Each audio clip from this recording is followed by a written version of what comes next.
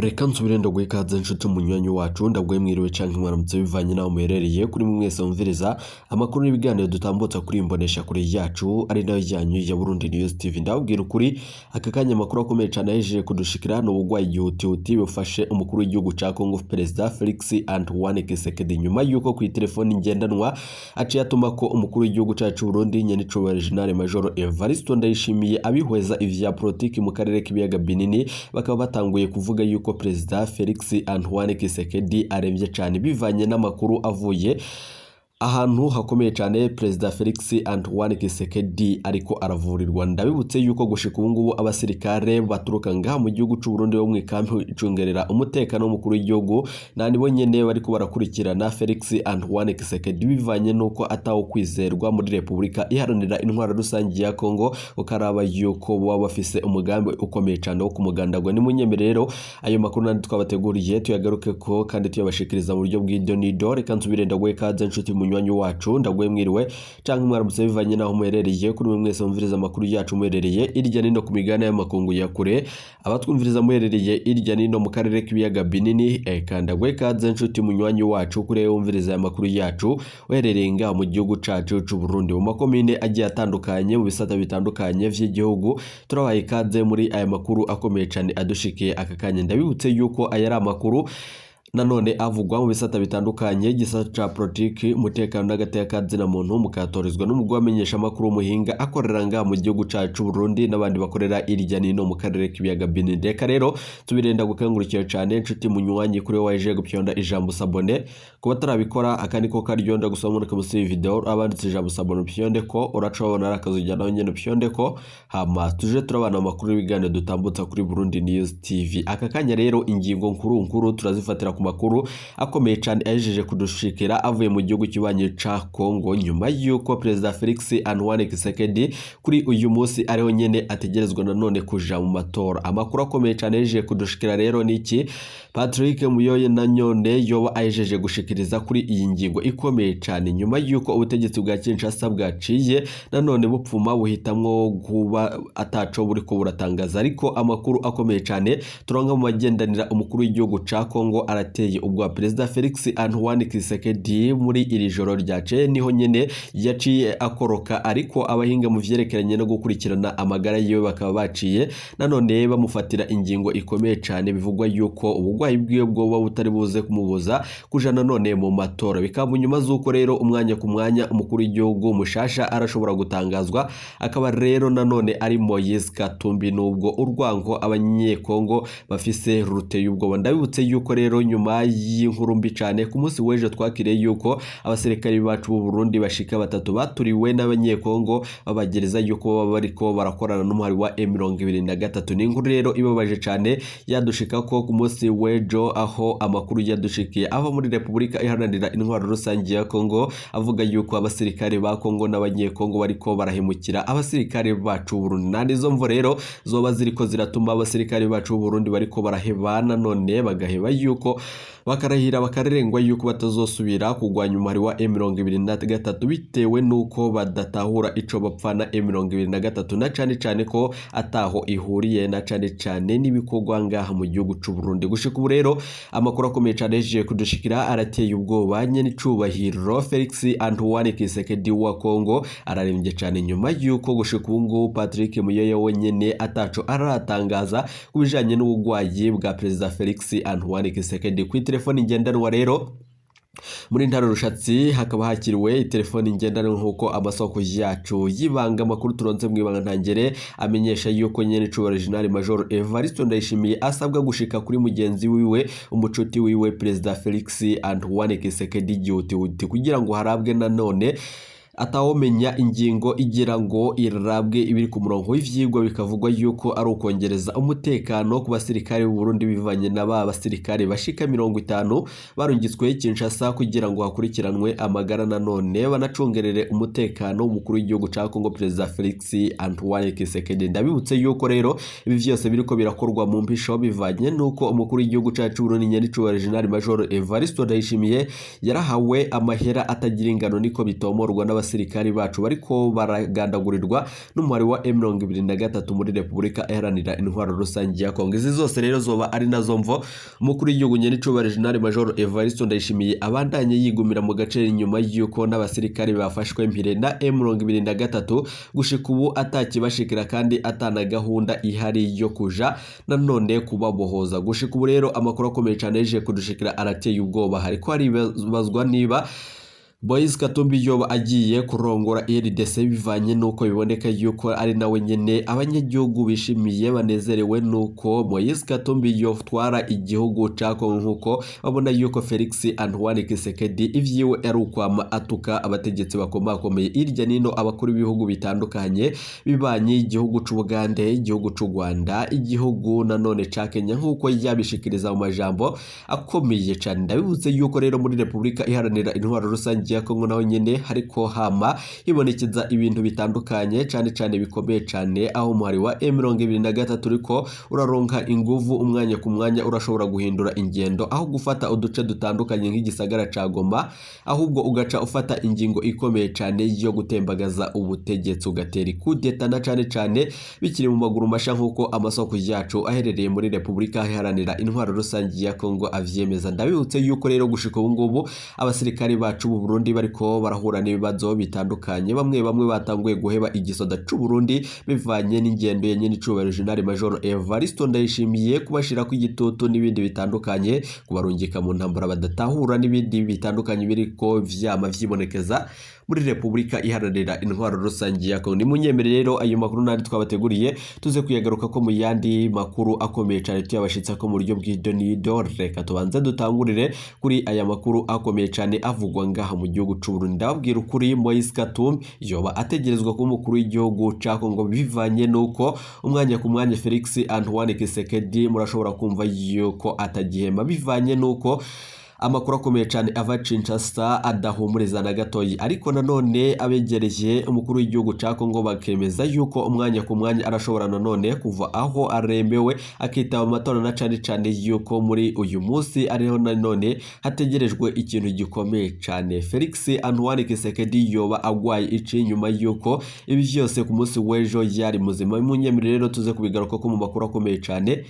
Turasaba Imana nanone muremyi itunganirize nyene icubahiro umukuru w'igihugu ca Kongo kugira ngo amagara yiwe abandanye amererwa neza, na cyane ko ariko yitoza mu kibanza co kongererwa ikiringo kugira ngo abandanye arongore igihugu ca Kongo. Abasenga musenge nyene icubahiro umuvyeyi wa Kongo kuri ubu ngubu yoba ategerezwa nanone kubandanya imirimo yiwe yose, na cyane nkuko abanyekongo babishikiriza. Ni munyemere rero ayo makuru nari twabateguriye tuze kuyagaruka ko mu buryo bw'idonido. Reka rero amakuru yacu tuyatanguriye ku makuru avugwa ngaha mu gihugu cacu c'u Burundi. Mu nyuma rero turaza kugaruka tubashikiriza ayo n'ayandi avuga ku bugwayi bw'umukuru w'igihugu ca Kongo Felix Antoine Tshisekedi. Ndabaye ikaze. Bose basabwa gutanga interano yo gutegura igikorane c'umuryango w'umukuru w'igihugu cyo gusozera umwaka kizobera muri iyo ntara kuva ku igenekerezo rya 26 gushika ku 30 Kigarama, nkuko bigaragara kugwaniko rwatewe kw'igikumunabura amatari w'iyo ntara banyeza ko Boniface. Uretse abakozi ba leta n'abikorera ivyabo, umunyagihugu muto asabwa gutanga amafaranga angana igihumbi kuduga. Ivyo abanyagihugu babona ko ari usuma. Josephine Johnson Nkuzimana. Kuko akuru ava muri bamwe mu banyagihugu bo mu ntara ya Cankuzo bivuga ico gikorwa c'umuryango w'umukuru w'igihugu kizobera muri iyo ntara kirateye ingorane, kuko umunyagihugu wese asabwa intererano y'amafaranga kuva ku mukozi wa leta wo hejuru gushika ku munyagihugu mutoya. Nk'akarorero, uburongoye igisata c'indero mu ntara azotanga amafaranga 50,000, nayo abadandaza bo hagati bagasabwa gutanga 500,000, nayo abadandaza bo ku rwego rwo hejuru bagasabwa gushira intererano yabo kuri konti ya Bankobu ishami ryo mu Cankuzo. Abanyagihugu babona ko ubwo ari ubusuma butagira izina. Ivyo bintu vyose ari ikintu kinyegeje inyuma, naco n'ikindi ni ubusuma bwateguwe n'abategetsi b'intara kugira ngo bitekere na burya manda zigomba zihere ikiringo cabo kigomba gihere. Si ubwa mbere biba cane cane abaguverineri bamwe babikora. Ikitubabaza rero ni ubusuma bwinyegeje inyuma yaho, igihe bama bavuga ngo turwanye ibiturire, ngo turwanye isesagura y'amatungo ya leta. Ayo mafaranga batanga mu gutegura ivyo bintu biri mu busuma, nta vy'Imana bijamwo ubusuma na buhoro canke ngo bijemwo agahato. ivyo bintu vy'ibikoraniro akwiye kuvaho, ivyo bintu vy'urumuri bigakwiye kuvaho, na burya igihugu kigeze ku mangetengeti murabona yuko kitifashe neza. Kubera ayo makenga yose uruganda rwa radiyo inzamba agateka kawe ntitwashoboye kuronka abamotari w'intara ya Cankuzo banyiyeza ko Boniface co kimwe n'umuvugizi w'umukuru w'igihugu kugira batange umuco kuri ico kibazo. Josephine Johnson Muzimana arakenuye urunani seforo arusha ruriyamiriza amafaranga ariko atozwa kugira hatunganywe ikorane c'umuryango w'umukuru w'igihugu co gushimira Imana ibikorwa urwo runani rubonamwo intumbero za politike atanyungu nimwe abanyagihugu bakuramwo muri ivyo bikorane. Frederico Bamvuga inyumvira arongoye urwo runani yibutsa umukuru w'igihugu kwama yibuka gushira imbere inyungu z'igihugu kurusha iz'umuryango wiwe. Tumutege yompi. Ivyo bikorane uravye amahera bitwara yaba amahera bakabanyagihugu ibintu bidakurikiranwa baravuga ngo barashira kuri iyo konti rinda iraba hanyuma mahera akoreshwa avuye ku kiga cy'igihugu ibitoro imodoka za leta usanga ziriko zirakoreshwa n'abagenanira umukuru w'igihugu n'umutambukanyi wiwe. Ivyo byose ugasanga mu ruhande rumwe abarundi bariko bararira ko batagira ikibatunga babuze aho bacira nayo bamira, abandi bariko baragira ibikorane bitwara amafaranga y'umurengera. Ikindi abandi batumanye ibi bintu biba byanse bashiramwe inguvu bagatuma imbonera kure mu gihugu gutera ubwoba. Iyo ngendo y'iterabwoba nayo ukibaza uti mbe none kuki abarundi tuguma duterwa ubwoba nk'uko umenga turi nyagano. Wavuze karati ati Burundi dirige par des braqueurs, uko bavuga bati si biza ko abanyagihugu bategira amahera gusumba twebwe, kuko nibagira amahera gusumba twebwe tubategeka ntibazotwumvira. Dushaka rero ko bose bakena nitwavuga ryijane bose badukomera amashi baze kudusaba. Iyo politike nayo nukuri izosiga igihugu amazi ajererenga. Ivyo rero ibikorane boraba umwimbu uva mu n'uyuwe bimaze iki by'ukuri, uraba umwanya bitwara, ukaraba amafaranga bikoreshwa, ukaraba intuntu bizana no mu bantu, atari kuja kwinezereza nk'umukuru w'igihugu n'umutambukanyi wiwe kugira ngo basayangane mu bantu. Bimariye iki gihugu? Erega harakwiye ko hoboneka urwego ruza ruriga mwene ivyo bintu mu gihugu. Tinone karashize ingani ngo abantu biyumviriye ibyo cyo tubijamwo atanyungu bituzanira. Vyukuri abarundi baragowe, si abo gusukwamwo ivyo bintu kandi babasaba amahera batifitiye. Gusaba igihumbi ku munyagihugu uyu munsi urumwe na rumuzigo, aho kumwereka ati uyu munsi wowe raba ingene uza gukora udukorwa uronke igihumbi, uyu munsi bamwereka ati ngo wumvirize ibi canke kotiza utanga ibi, hari kugira ngo ico kintu kibe kimubariye iki? Ntaba kimwe. Hadinza mbagateka kawe amakuru twateguriye arabandanya. Abarimyi b'ikawa mu ntara ya Muyinga baridoga ko bagurisha umwimbu wabo ku mafaranga y'intica ntikize make baronse ngo agaherera mu bikorwa vyo kubungabunga imirima y'ikawa mu ntego ico basigaza ngo bikenure. Jibe Tangishaka ari gukurikirana akanovera k'ikawa mu kigo Odeka mu gice c'uburaruko ntiyemera uwo mwitwarariko w'abarimyi bo mu ntara ya Muyinga, ahubwo akavuga ko leta yama yagiriye akigoro gakomeye abarimyi b'ikawa mu kubadugiriza igiciro. Reka inkuru tuyibaze Pierre Gahungu. Abo barimyi b'ikawa bo mu ntara ya Muyinga bavuga ko badashimishwa n'amafaranga 1260 ku kilo c'ikawa nziza. Umwe mu barimyi amenyesha ko ikiguzi c'ikawa ku murimyi kiri hasi ugereranije n'ingene ibiterwa mbumbarugo bigurwa, bagasaba leta kubadugiriza igiciro bakaronsa amahera yisununuye. Uwujejwe gukurikirana akanovera k'ikawa mu kigo Odeka mu ntara zo mu buraruko Gilbert Itangishaka amenyesha ko ivyo abarimyi basaba atafatiro bifise, kuko ngo leta imaze kuduza inshuro nyinshi igiciro c'ikawa ku kilo mu kiringo c'imyaka 4.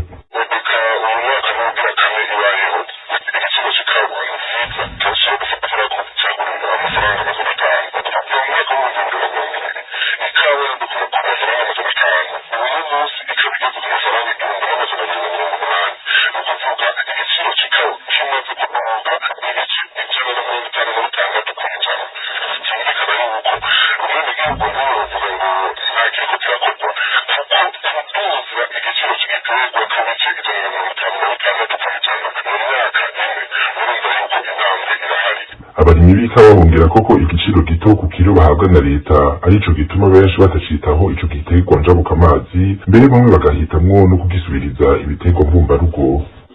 Gahungu arakenuye. Mu kanya gato tubandanya n'amakuru twabateguriye.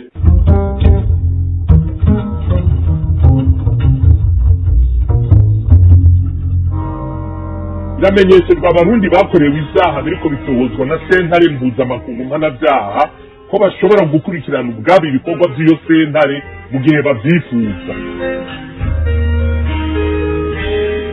Bikorwa gute? Hariho fishi yuzuzwa, iyo nayo yuzuzwa n'uba yasabye gukurikirana ubw'ibikorwa vy'iyo sentare, ariko abanza guhabwa inyigisho zinonosoye kugira ngo ashobore kuzuza neza iyo fishi. Izo nyigisho zitangwa n'abakozi b'iyo sentare. Sentare izoheza yonyene yihitiremwo abizoha uburenganzira bwo gukurikirana ibikorwa vyayo. Iyo fishi iri ku rubuga rw'ubuhinga ngurukanabumenyi page web bw'urubanza rw'uwitwa Abd al-Rahman, page web affaire Abd al-Rahman mu gifaransa.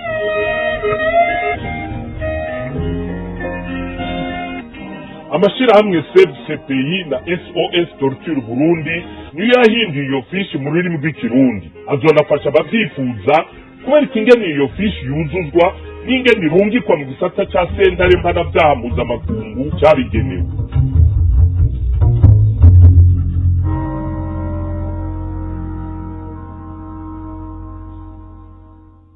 Urudandazwa rw'amagendo rwari monogoje mu ntara ya Makamba kurusha ahandi, abacamanza bagaca bavyunyura kubera bahabwa ibiturire, abafashwe bagaca bari kugwa. Ivyo binegurwa n'umukuru w'igihugu Varisito Ndayishimiye yabivuze ku munsi wa mbere aho yerekeshiriza mu matari mushasha wa Makamba Tanine inshuti n'amagara, akagabisha abacamanza ko nabo bazohanwa mu gihe bubandanya bigenza nk'uko tumutege yompi. Umuntu anyonora itunga ry'igihugu abamenje, umuntu yarakomera yinjira mu kigega nawe ngenda abamenje, abantu bagira fraude. Ayo Makamba iri mu ntara zirarugwa za mbere zigira fraude, birababaje. Mukaja ngaho muratunze kandi muri abafrodere muri abasuma, nta muntu ashaka ko atunze ari umusuma. Aho amayeri yose ya fraude nasanze ngaho ajya hakurya imugina. Ndabasabye bene gihugu murereke, mufashe kurereka, mugabo ndazo barakoresha imugina, barafata probox ikajya hirya y'ibariyeri, hanyuma bafite amastoka hajya hakurya hajya manyovu ndaze imistoka, agakafata abana batanu, umwe kazana isashe zibiri, akarengana kuri duwane agiye gushyira muri rya probox, ubundi agasubira inyuma. None yibyo se kuba yahise kubimenya mvuye Igitega ni Bujumbura, mugabo umunyamakamba atabimenya. None muraza ko mbese kandi ikibabaje igihugu cyacu kiguma kifunga ngo ni igikene, mugabo ari twebwe Abarundi turiko turica igihugu. Uraba protere nabo kubera baba batunze ivyibano baca bagura abacamanza. Ayo Makamba agenda rujya rubanagana kwikurikirana minitwe ndabesha aba protere bafashe bose baciye bagura abacamanza. Jewe rero ryanze nebere yamuka ngorane sizakora igihugu kizokera ariko ndabaza kunyene muri ico gisata nyene c'ubutunzi ngo birateye agahinda kumva leta ivuga ko igiye gutunganya amafaranga gushasha, kandi biboneka ko mu nzego za leta rikoreshwa nabi ry'ubutunzi bw'igihugu. Bivugwa na Faustin Ndikumana ngo ishirahamwe Parseme hari mu ruganda rw'iryo shirahamwe ryagize ku bijanye no kurabira hamwe ingene inzego za leta zitunganya imigambi zishinze. Faustin Ndikumana avuga ko igihugu kidakurikiza amategeko canke gikurikirana ingene amategeko akurikizwa neza ngo n'agahombo kanini tumutege yompi. Barutubanije kubera tubona ari ibintu bibabaje cyane kubona leta ivuga imigambi ngo bije porogaramu gutunganya amahera gushasha, kandi bigaragara neza yuko mu nzego za leta ibijanye no kurinda amatungo y'igihugu gukoresha nabi ubutunzi bw'igihugu vyihaye ntaho tuzora gushika. Ikindi murabona amashyirahamwe tuza kubona ari karugara hagarara, za Sosumo, za Onatere. Ubu ikibazo c'amadovize cabaye ndanse, abafasha Uburundi ntibatubwizera kubera gutunganya nabi ibijanye n'amafaranga leta ikoresha. Biraba kugaragara muri ca cegeranyo rero kusobwa n'abahinga.